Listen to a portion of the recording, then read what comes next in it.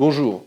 C'est aujourd'hui la fin de l'examen du texte sur les retraites à l'Assemblée nationale. Ce soir, à minuit, le gouvernement va y mettre un terme en appliquant l'article 47-1 de la Constitution. C'est totalement antidémocratique, mais ils vont le faire. C'est le moment de revenir sur un sujet qui est peut-être passé sous les radars pendant ces 15 jours d'examen. À l'article 1, le député Ferracci, un très proche du président Macron, a déposé un amendement. Cet amendement vise à demander au gouvernement un rapport sur les possibilités de mettre en place un régime de retraite universel dans la continuité de cette réforme. Qu'est-ce que c'est qu'un régime universel? C'est la fin de tous les particularismes, c'est la fin de tous les régimes spéciaux.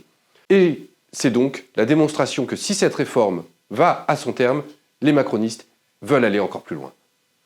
Et je pense tout particulièrement aux militaires. Le régime de retraite des militaires est très particulier. Il répond à une nécessité pour avoir une armée jeune, et il répond également à une juste reconnaissance de la nation des servitudes militaires et de la difficulté du service. Et pourtant, les militaires ont déjà été durement frappés.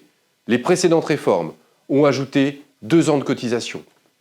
La réforme actuelle va priver les militaires qui vont jouir d'une pension à jouissance différée de 2 ans de pension. 2 ans, c'est beaucoup d'argent.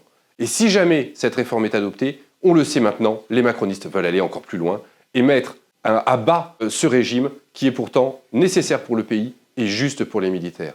Il est nécessaire de faire barrage à cette réforme pour empêcher toute dégradation ultérieure. Vous pouvez compter sur les députés de la France Insoumise pour continuer ce combat en dehors de l'Assemblée pour que les macronistes renoncent, pour que le gouvernement retire cette réforme et pour pouvoir sauver les retraites des Français et aller vers la retraite à 60 ans pour toutes et tous.